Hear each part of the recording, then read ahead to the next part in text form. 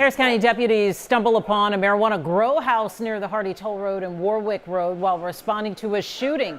Deputies say 2 people were detained at the house and other narcotics were found. No gunshot victim was ever located.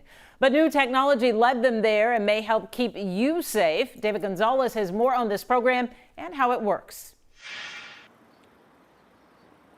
The Harris County Sheriff's Office and Houston Police are part of this pilot program testing out ShotSpotter. They say it will help them investigate shootings that often go unreported. Harris County's tackling gunfire incidents head on. Commissioner Adrian Garcia says his precinct is using the ShotSpotter system, which automatically detects gunfire and dispatches deputies to the scene.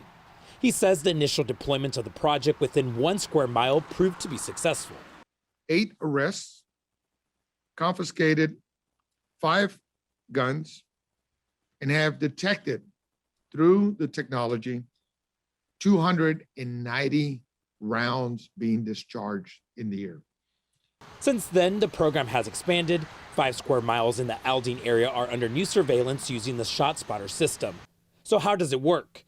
The company says sensors are strategically placed in an area. And so we first seek permission to be on government buildings first. As you can imagine, those permissions are easier to obtain. And then after we have used government rooftops to the extent that we need to fill the array, then we look at privately owned commercial and residential properties. If gunfire is detected, the sensors pinpoint the location of the shooting. The location is mapped out based on the amount of time it takes for the sound to get to each sensor. The information is then sent to an incident review center where it's analyzed.